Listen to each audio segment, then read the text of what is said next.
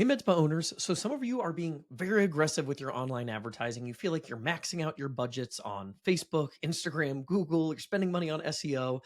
And the question that you're asking is what's next? What else can I do to grow my business? What other levers can I pull to increase client acquisition via other means? Because the reality is, with online advertising, you do hit a little bit of a wall. There's only so much inventory there.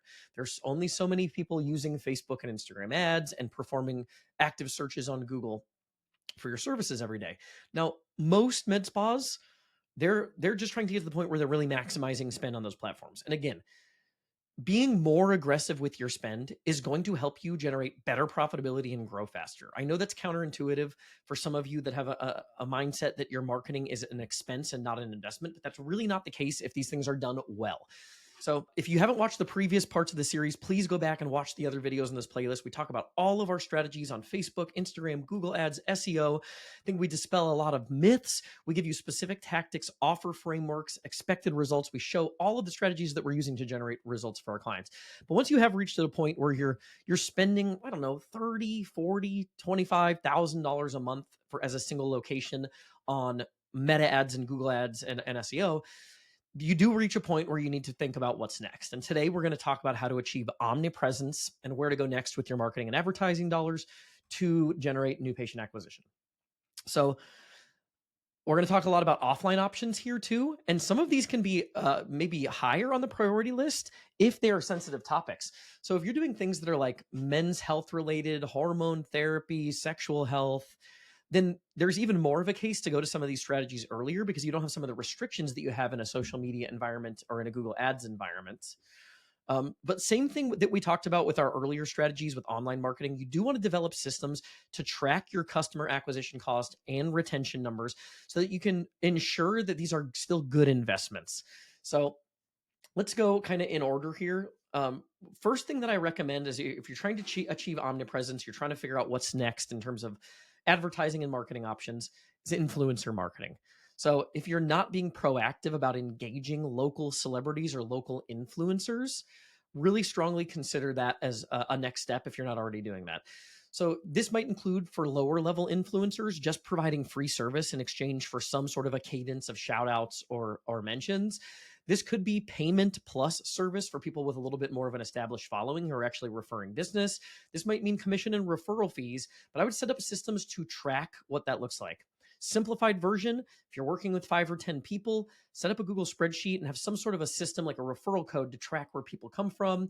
Maybe give a discount or some sort of a freebie to the people that they refer so that you can track that. Like, hey, if it's Sarah Smith who's sending the referrals as an influencer, then maybe they're supposed to mention Sarah Smith when they book their appointment and they get a free add-on of some sort. That allows you to implement some sort of trackability to understand how much business that influencer is actually generating, because most people will want to pass credit to the influencer if that's how they found you. So as long as you're asking, you probably get that data. So just make sure you have a system for tracking that. That might be one of the first places I would explore would be influencer marketing. And that could be everything from your local TV celebrities to radio personalities to people that just are like a singer that maybe has like a little bit of a following on social media. But the thing that you want to keep in mind here is you want their influence or their sphere of influence to be local. So if they have 20,000 followers on Instagram, but they're doing that for music and those people are scattered around the country, they don't necessarily have local influence. I would rather work with the president of the local chamber of commerce who knows a lot of people in my town than a singer who has 50,000 people following them on TikTok, but almost none of them are local or really going to be doing business with you. So make sure you pay attention to the engagement rate. If they have a certain follower count, look at how engaged their followers are and get some information as to what those followers are actually following that influencer for. And ideally, those people are local, because if they're not going to have much of a benefit to your business.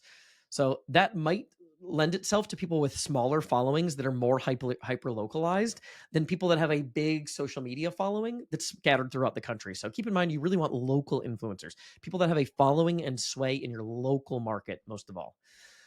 Number 2 would be owned media. Creating podcasts, creating a YouTube show, a local print publication, newsletters. You can get really creative. So Joe Polizzi, he was the founder of the Content Marketing Institute. He wrote some books that I really loved called Epic Content Marketing and Content Inc. And it was about thinking of your media properties as really a separate entity that could stand alone from your business to develop an engaged audience. So for you, you want this to be ideally a local audience. Seth Godin gives a really good example in one of his books about a local realtor becoming the town media resource on the local sports team. I see this right now in my town. There's a newsletter my dad sends me all the time. It's like Mount Juliet, which is our town in Nashville here, Mount Juliet Buzz. And it's all this cool stuff about like upcoming events, things to do with kids, new restaurants, businesses that are opening and closing. It probably takes a lot of work to put that together, but he's got a pretty engaged following. People want that information. And now, since he's got a following, he can leverage that following to insert ads and promos for his real estate service and his business. You could be doing the same thing. So think about how you could create some sort of local media property, whether it's a newsletter, some sort of fun aggregate coupon book. Maybe you partner with 20 or 30 other businesses, and every year you're responsible for putting together a town coupon book, and it's like the beauty and spa coupon book for your town, and you distribute that. There are all sorts of creative ways to create owned media that can help you reach and engage with local clients and local prospects. So really recommend doing that. Even if it's a podcast and YouTube, you can do local versions of that might not be directly related to your service offering. You could also do them directly related to your service offering, knowing that you might build a following that's not actually local, but you can use that in so many other ways. If you have a podcast and YouTube show, that can be embedded on your service pages, shared with your existing clients. It leads to more trust, better retention. So owned media is a really great investment. That can get super complicated, super expensive, and be a whole other endeavor of its own. But I recommend taking that really seriously, because that can be an amazing source of additional revenue. It also can be a source of advertising revenue. So I've accidentally on this podcast, that is not my goal of this podcast is not to sell ads, but I've sold ads on this podcast as a result of people reaching out asking if they can advertise. So you can actually monetize it directly too. So owned media, lots of different places to go. If you want some ideas on this, I really recommend Epic Content Marketing by Joe Pulizzi, or the book Content Inc. by Joe Pulizzi. Idea number 3, every door direct mail. Every door direct mail, I think, absolutely still has its place. You want these things to stand out. If you're going to send an every door direct mail piece, I would say 2 things that matter most are the design and the size. So the old marketing acronym AIDA, attention, interest, desire, action. Just like we talk about in a social media ads environment, you want your direct mail to stand out.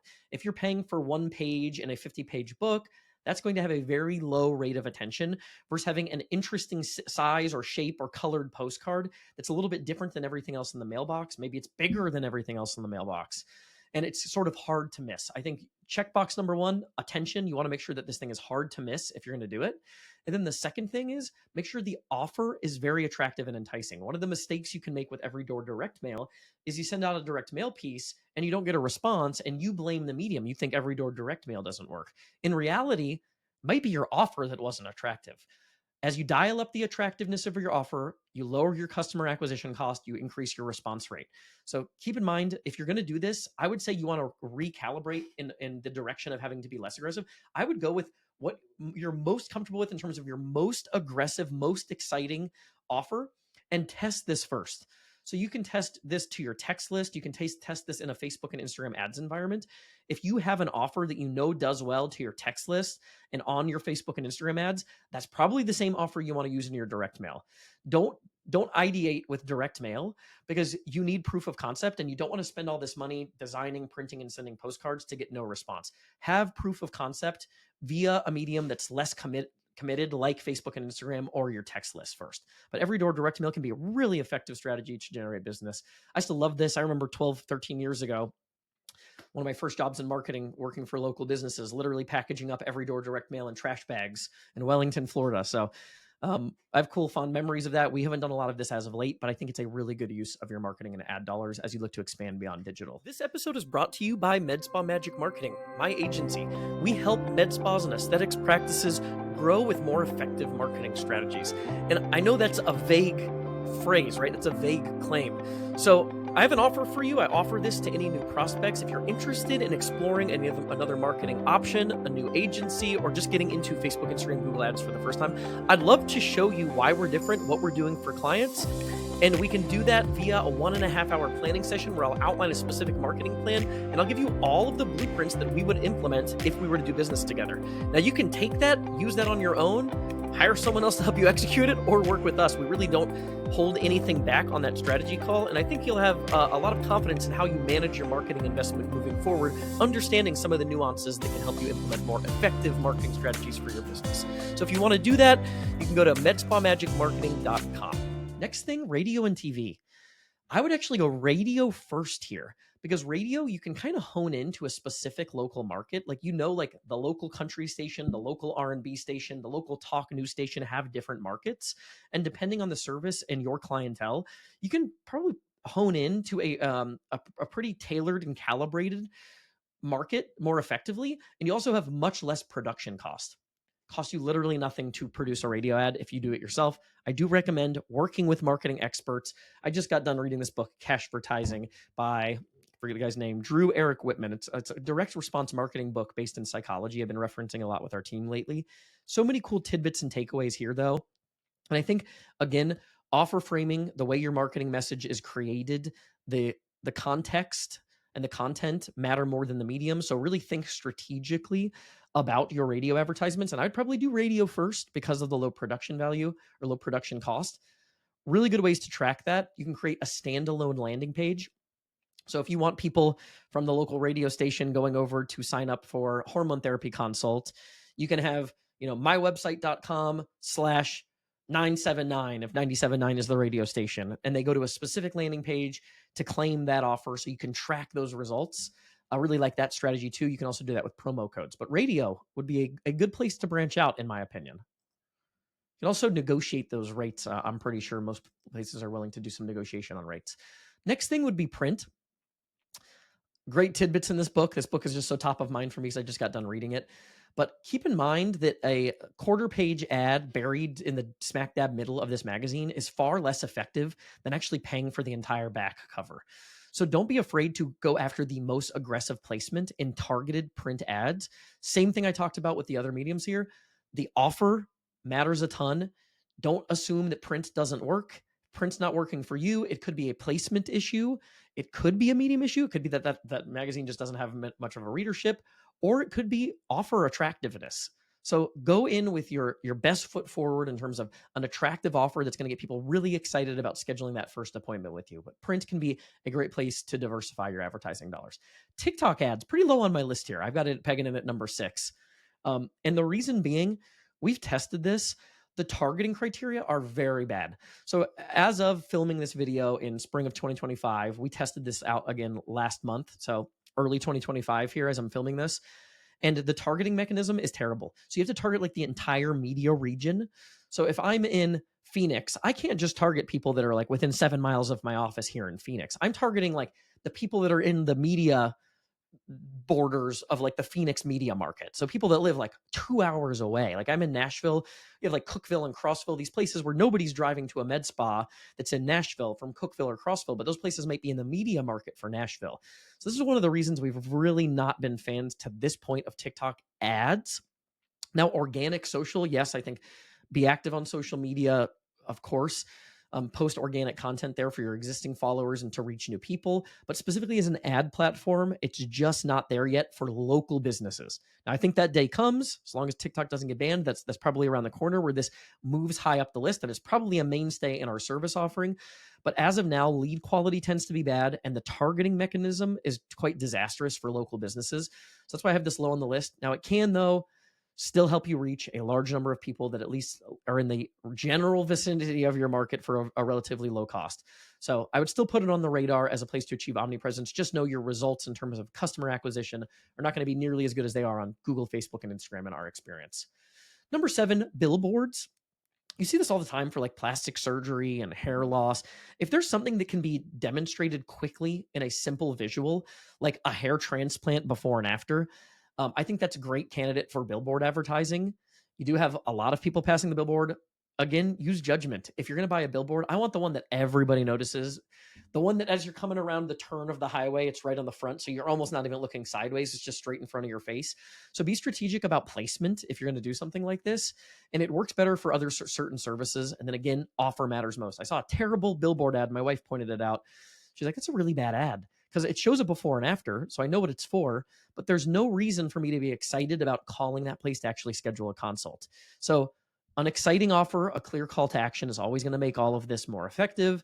And then also understand that some of this is immeasurable with something like billboards. So you're doing this in a sense to just warm people up. If I go to Google and I search hair transplant, if I recognize the brand that I've seen on the billboards, probably I'm lending a little bit more credibility to that brand because I'm familiar with it and I've seen it. So understand this is something that also will supplement other stuff that you're doing in terms of visibility. Hey there, wanted to briefly interrupt the episode to make a quick ask. If you're a podcast listener, it would mean the world to us if you leave a review for the podcast, whether that's on iTunes or Spotify. It's something I hadn't really remembered or thought of asking for, but it does help us show up more frequently so that we can reach more people with the information that we're providing. So it would mean the world to us if you'd leave a review on iTunes or Spotify, if you're listening on audio. If you're watching on YouTube, make sure to hit the subscribe button so you're in the loop for future videos and you don't miss any of the content that we're putting out. Next on our list would be sponsorships. Local meetups that align with your target demo. Like if there's a mom's running club or like a local like box gym that's like full of your target clientele, how can you be involved there with sponsorships and events? I think that's a really good place to look. Local teams, youth sports, anything that you can do where there's an opportunity to spend money to get your name, your brand, and your business in front of your target prospects, to engage those people and develop relationships and awareness. Another good place to diversify in terms of ad dollars. Uh, Guerrilla marketing or other types of investments. So at my gym, you go into the bathroom, there are ads inside the bathroom at my gym. So if I'm doing men's health, I'm going to put ads in the front of the urinals at the restaurants and at the gyms in my area. You can do this on menus. Some restaurants sell advertising space on their menus, your local sports bars and things like that. On a golf scorecard, on golf, this is a funny AI picture. I specifically chose this because of how bad the AI generated image was. I thought it was kind of funny.